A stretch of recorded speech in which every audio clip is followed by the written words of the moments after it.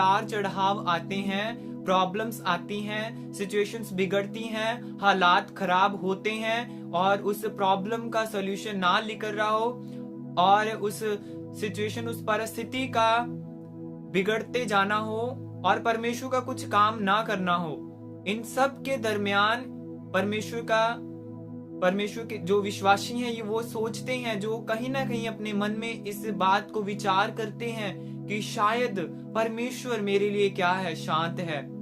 Hallelujah. परमेश्वर चुप है। हालेलुया। बहुत बार इंसान जिनका फेथ वीक होता है, जिनका बिलीव कमजोर होता है, वो परमेश्वर को दोष देना शुरू कर देता है कि परमेश्वर मेरे लिए पता नहीं कहां पर है, परमेश्वर चुप है, परमेश्वर मेरे लिए शांत है, शायद कोई परमेश्वर है भी या नहीं, क्योंकि मेरे हालात इतने बिगड़ते हैं, इतने खराब हो चुके हैं, परमेश्वर को मेरे ऊपर कोई ध्यान ही नहीं। बहुत बार विश्वासी शिकायतें करना शुरू कर देता है, परमेश्वर को बोलना शुरू कर देता है अपनी परिस्थितियों को देखकर, अपने हालातों को देखकर, अपनी बिगड़ती हुई सिचुएशन को देखकर। हालेलुया। क्या आपके मन में ऐसा कभी हुआ? आपने कभी आपके हालात बिगड़े हो और आपके मन में ये विचार आया हो या आपने कभी सोचा हो कि परमेश्वर मेरे लिए शांत है, परमेश्वर मेरे लिए चुप है, मैं इतनी प्रार्थना करता हूँ, मैं इतनी उपवास करता हूँ, मैं एवरी संडे परमेश्वर के भवन में जाता हूँ, मैं हर मीटिंग को अटेंड करता हूँ, पर फिर भी मेरे साथ ऐसा क्यों? फिर भी मेरे साथ ऐसा क्यों? क्या परमेश्वर मेरे लिए चुप है या परमेश्वर मेरे लिए शांत है? हालेलुया। क्या आपने कभी ऐसा सोचा हो या ऐसा महसूस किया हो? तो कलीसिया याद रखें, हमेशा जब हम देखते हैं एक एग्जामिनेशन हॉल में जब एग्जाम लिया जाता है, उस स्थान पर एकदम साइलेंस होती है, एकदम शांति होती है, पर उसका मतलब ये नहीं कि उस एग्जामिनेशन हॉल में एग्जामिनर ना हो। एग्जाम लेते टाइम एग्जामिनर एग्जामिनेशन हॉल में रहता है। हालेलुया। उसी प्रकार हमारा परमेश्वर है। आपको लग सकता है, आप ये सोच सकते हो, आप ये महसूस कर सकते हो कि शायद परमेश्वर चुप है, शायद परमेश्वर को मेरे हालात दिख नहीं रहे, शायद परमेश्वर नहीं है कोई, शायद परमेश्वर है ही नहीं। परमेश्वर को कोसना शुरू कर देते हैं। पर याद रखें, जैसे एग्जामिनेशन हॉल में एकदम साइलेंस होती है, एकदम शांति होती है, पर एग्जामिनर उस हॉल में मौजूद होता है, उसी प्रकार आपके हालात चाहे बिगड़े हैं, उसी प्रकार आपकी सिचुएशन चाहे खराब है, उसी प्रकार आप चाहे कितनी भी तंगी में हैं, प्रॉब्लम्स में हैं, परमेश्वर का आपके ऊपर पूरा ध्यान है। वो आपकी चिंता करने वाला है। परमेश्वर का वचन बताता है, मैं नहीं बताता, खुदावंद का वचन बताता है। वो आपकी फिक्र करने वाला परमेश्वर, वो आपकी चिंता करने वाला परमेश्वर है। कभी भी सो अपने माइंड में ऐसा नहीं विचार लेकर आना कि परमेश्वर चुप है, परमेश्वर शांत है, पता नहीं मेरे लिए परमेश्वर कहां पर है। क्योंकि जब हम परमेश्वर के वचन से पढ़ते हैं ना, रोमियो उसका 8 अध्याय उसके 28 वर्ष को लिखा, सभी बातें मिलकर भलाई को उत्पन्न करती हैं। जो परमेश्वर से प्रेम करते हैं उनके लिए सभी बातें मिलकर भलाई को ही उत्पन्न करती हैं।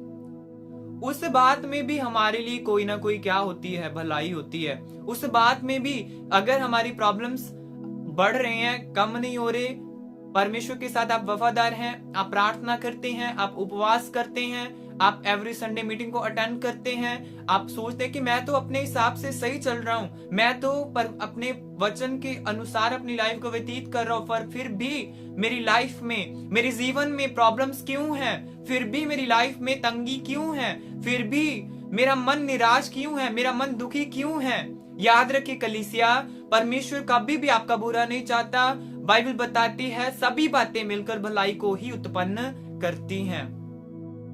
हालेलुया।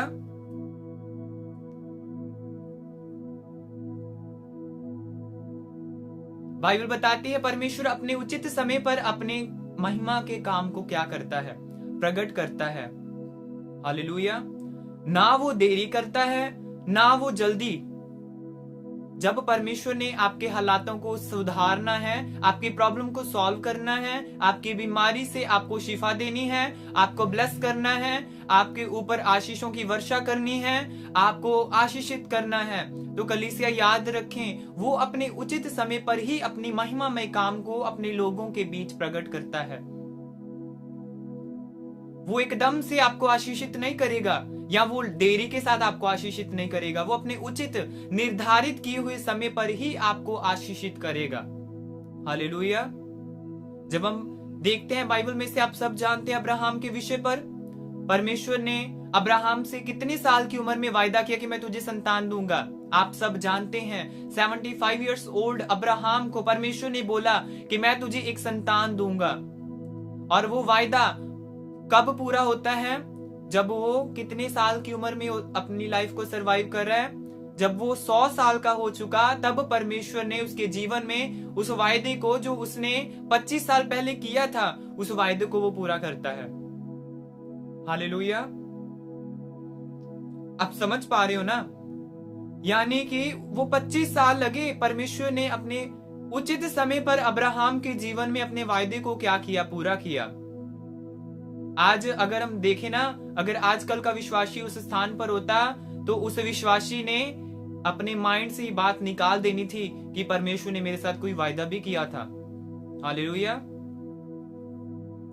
आज का अगर विश्वासी होता ना अब्राहम के स्थान पर, 25 साल आशीष को मिलने में लगे अब्राहम को, पर फिर भी वो विश्वास में क्या रहा? मजबूत रहा। फेथ में क्या रहा? स्ट्रॉन्ग रहा। उसका नतीजा ही वो निकला कि वो आशीषित हो पाया। अगर मैं सोचता हूं कि अगर आज का विश्वासी अब्राहम के स्थान पर होता, तो उसने अपने माइंड से ये बात स्किप कर देनी थी कि परमेश्वर ने मेरे साथ कोई वायदा किया था, या उसने आशा को छोड़ देना था। अगर हम देखें बाइबल में से यूसुफ के बारे में, यूसुफ कितनी तंगी में रहा, कितनी प्रॉब्लम्स को उसने फेस किया, उसकी सिचुएशन कैसे रही। उसके भाइयों के द्वारा उसको लज्जित किया गया, गड्ढे में फेंका गया, उसको बेचा गया, और मिस्र में वो कितने साल गुलाम रहा, और बिना वजह वो जेल में गया, पर फिर भी वो फेथ में क्या रहा? बना रहा, पवित्रताई में अड़ा और खड़ा रहा, मजबूत रहा विश्वास में। तो उसका रिजल्ट जो उसको मिला, वो राजाओं के संग बैठा, हम सब जानते हैं। यानी कि उचित समय आने पर यूसुफ को राजाओं के संग परमेश्वर ने बिठाया। परमेश्वर उसे पहले भी बिठा सकता था या देरी भी कर सकता था। नहीं, हमारा परमेश्वर ऐसा परमेश्वर है जो अपने कार्य को उचित समय पर करता है, जो अपनी महिमामय कामों को उचित समय पर, अपने निर्धारित किए हुए समय पर क्या करता है? पूरा करता है। हालेलुया। मैं आपको बताना चाहता हूं परमेश्वर के वचन में, जब हम gospel of John chapter number 11 को पढ़ते हैं ना, हम सब जानते हैं इस स्टोरी को कि यहाँ पर क्या हुआ था। यहाँ पर परमेश्वर प्रभु यीशु मसीह का एक मित्र था जिसका नाम क्या था? लाजर था। बाइबल में यीशु मसीह का एक ही मित्र है जिसका नाम क्या है? लाजर है। और बाइबल बताती लाजर की सिचुएशन भी बहुत ज्यादा क्या हो गई? खराब हो गई। वो बहुत ज्यादा बीमारी में रहने लगा, पीड़ा उसके ऊपर आई, उसकी बॉडी पर, बदन पर बीमारी आई, और इतनी क्रिटिकल हो चुकी थी कि उसकी वो मृत्यु के द्वार पर क्या हुआ? खड़ा हुआ था। पर जब मरियम और मार्था के द्वारा यीशु मसीह तक ये संदेश पहुंचाया गया कि तेरा मित्र जिसे तू अति प्रेम करता है वो मरने को है, तो कृपया करके उसने, मरियम और मार्था ने ये संदेश भेजा यीशु मसीह को, तो प्रार्थना करने के लिए आ। और बाइबल बताती है यीशु मसीह जहां पर ठहरे हुए थे, वहां पर यीशु मसीह कितने दिन और ठहर गए? 2 दिन और ठहर गए।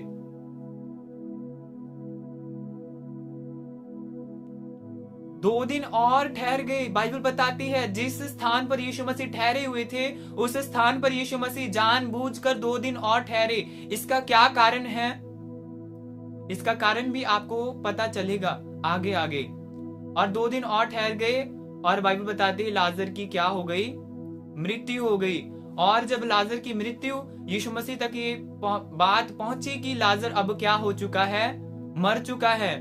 और फिर यीशु मसीह लाजर के पास गए, और बाइबल बताती है लोग बोलने लगे बहुत ज्यादा कि यीशु मसीह अब आया है, अब तो कुछ हो नहीं सकता, अब तो समय हाथ से क्या हो गया? निकल गया है, अब कुछ नहीं कर सकते, अब कुछ नहीं हो सकता। हालेलुया। अब कुछ हो नहीं सकता। लोग ऐसा बोलने लगे कि अब कुछ नहीं हो सकता, अब समय हाथ से क्या हो गया है? निकल गया है। कलीसिया, मैं आपको बताना चाहता हूं, हमेशा इस बात को याद रखें कि जब आपके जीवन में लोग इस बात को बोलना शुरू कर देना कि अब कुछ नहीं हो सकता, बाइबल बताती है जहां जहां पर लोगों ने अपने लोगों के विषय पर बात की है, वहां पर परमेश्वर ने अपनी महिमामय कामों को क्या किया है, प्रकट किया है। इस स्थान पर भी लोग बोलने लगे कि यीशु मसीह अब आया जब लाजर मर गया, और लाजर मर गया और लोग बोलने लगे कि अब कुछ नहीं हो सकता, अब समय हाथ से निकल गया है। लोग बोलने लगे कि ऐसा ऐसा ऐसा, अब कुछ नहीं हो सकता। बहुत बातें की होंगी लोगों ने। परमेश्वर तभी आपकी लाइफ में अपनी महिमामय काम को प्रकट करता है जब जब पर आप लोग आपको बोलना शुरू करें। बहुत बार क्या होता है, बहुत बार कलीसिया, बहुत बार परमेश्वर के लोगों के द्वारा ताने मिलते हैं कि अब ये यीशु मसीह वाली हो गई है, अब ये यीशु मसीह वाला हो गया है, ये क्या बन गए हैं, ईसाई बन गए हैं, ये क्या हो गए हैं, इन्होंने अपने धर्म को बदल लिया है। पर याद रखें कलीसिया, जब लोग आपको ऐसा, आपके कानों तक इस बात जाए ना कि लोगों ने आपके विषय पर बोलना शुरू कर दिया है, तब आप इस बात का आनंद मनाएं कि परमेश्वर आपकी लाइफ में महिमामय काम को प्रकट करने के लिए जा रहा है, यीशु नासरी के सामर्थ्य नाम में। हालेलुया। जब हम देखते हैं लाल समुद्र के बारे में, पीछे फिरौन और फिरौन की क्या है, सेना है, आगे क्या है, आगे लाल सागर है जिसको पार करना असंभव है। पीछे फिरौन और फिरौन की सेना और पीछे लाल सागर। बाइबल बताती है इजराइली उस स्थान पर कुड़कुड़ाए परमेश्वर के दास के विरोध, परमेश्वर के विरोध, कि इससे अच्छा तो हम मिस्र में गुलाम ही थे, इससे अच्छा कि हम गुलाम ही थे, हमारी जान तो बच जाती। हालेलुया। उस स्थान पर भी लोग बोले, इस स्थान पर भी लोग कुड़कुड़ाए। पर याद रखिए, जब जब लोगों ने बोला है तब तब परमेश्वर अपनी महिमामय काम को प्रकट करता है। परमेश्वर ने अपनी महिमामय काम को प्रकट किया जिसका लोगों ने कभी सोचा भी नहीं होगा कि ऐसा भी हो सकता है। हालेलुया। लाल समुद्र, बाइबल बताती, 2 भाग हो गया। हमेशा इस बात को याद रखें। इस बात को लेकर आप निराश ना हो कि लोग आपके विषय में बुरा भला बोलते हैं कि तूने अपने धर्म को बदल लिया, तू ईसाई बन गई है, तुम यीशु मसीह वाला हो गया, तू यीशु मसीह वाली हो गई है। इस बात को लेकर आप आनंद मनाएगी क्योंकि परमेश्वर आपकी लाइफ में महिमामय काम को प्रकट करने के लिए जा रहा है आने वाले दिनों में। हालेलुया। बहुत बार इंसान सोचता है, बहुत बार इंसान ये महसूस करता है कि परमेश्वर मेरे लिए चुप है, परमेश्वर मेरे लिए शांत है, पता नहीं मेरा परमेश्वर मेरे लिए कहां पर है। ऐसा इंसान सोचता है। कहीं ना कहीं उसकी लाइफ में ऐसे विचार आते हैं। पर कलीसिया याद रखें, जब एक बीज को जमीन के अंदर बोआ जाता है, वो बीज जमीन में ही मरता है, जमीन में ही उन्नति करता है, जमीन में भी ग्रोथ करता है बिना आवाज के। उसी प्रकार हमारा परमेश्वर है। हमें लग सकता है कि वो चुप है, शांत है, पर याद रखें वो भी आपकी लाइफ में जो योजना परमेश्वर ने ठहराई है, आपकी लाइफ में जो प्लान उसने रखे हैं, उन प्लान को पूरा करने के लिए परमेश्वर की वो योजना है कि परमेश्वर क्या हो, शांत हो। परमेश्वर उस स्थान पर भी एक्टिव होता है, वो इनएक्टिव कभी भी अपने लोगों के लिए नहीं होता। हालेलुया। बहुत बार इंसान सोचता है कि मेरा परमेश्वर इनएक्टिव है, परमेश्वर शायद इनएक्टिव है। वो कभी भी निष्क्रिय नहीं होता, वो कभी भी इनएक्टिव नहीं रहता। वो हमेशा आपके लिए भला सोचता है और भले कर्मों को करता है। हालेलुया। कितने लोग मेरी बात को समझ पा रहे हैं? बीज जमीन में ही ग्रो करता है, मरता है बिना आवाज के। उसी प्रकार हमारा परमेश्वर है, वो शांति से आपकी लाइफ में योजना जो आपकी है, वो प्लान्स जो परमेश्वर ने आपके विषय पर सोचे होते हैं, उस प्लान्स को वो पूरा कर रहा होता है। हालेलुया। कितने लोग मेरी बात को समझ पा रहे हैं? इन सब बातों का निचोड़ मैं आपको बताना चाहता हूं। अगर आप परमेश्वर के साथ वफादार हैं, अगर आपकी संगति परमेश्वर के साथ सही है, आपका मन आपको कहीं भी किसी भी विषय पर दोषी नहीं ठहरा रहा। आप परमेश्वर के साथ वफादार हैं, आप अपनी भेंटों को परमेश्वर के भवन में लेकर जाते हैं, आप परमेश्वर के साथ समय बिताते हैं, खुदावन के वचन को क्या करते हैं, पूरा करते हैं। पर फिर भी अगर आपकी लाइफ में डिले है, किसी भी आशीष को लेने के प्रति प्रॉब्लम्स हैं, डिले है, कुछ भी ऐसा आपको लगता है कि ये नहीं होना चाहिए, तो याद रखें कलीसिया, उस स्थान पर सिर्फ परमेश्वर उस प्रॉब्लम को सॉल्व नहीं करता, सिर्फ परमेश्वर आपको ब्लेस नहीं करता, सिर्फ परमेश्वर आपको आपकी बीमारी से शिफा नहीं देता, सिर्फ आपकी प्रॉब्लम, आपके हालात सुधरते नहीं हैं, बल्कि उस स्थान पर परमेश्वर, वो महिमामय परमेश्वर अपनी महिमामय काम को प्रकट करता है जो हमारी सोचों से, हमारे विचारों से बाहर होता है। ऐसे कामों को परमेश्वर क्या करता है, प्रकट करता है। हालेलुया। बहुत बार हमारी लाइफ में बहुत सारी टेस्टिमनीज हम देख सकते हैं कि पहले सिचुएशन खराब और एकदम से परमेश्वर ने उनकी ग्रोथ किया, एकदम से परमेश्वर ने उनको ब्लेस किया, आशीषित किया। हालेलुया। कितने लोग मेरी बात को समझ पा रहे हैं?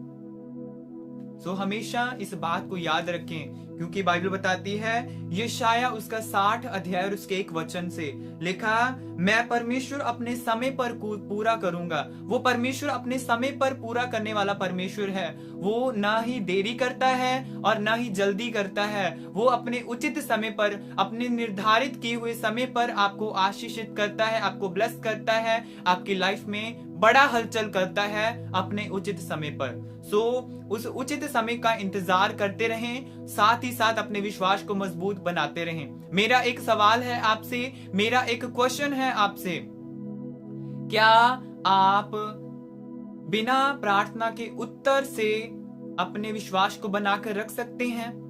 हालेलुया।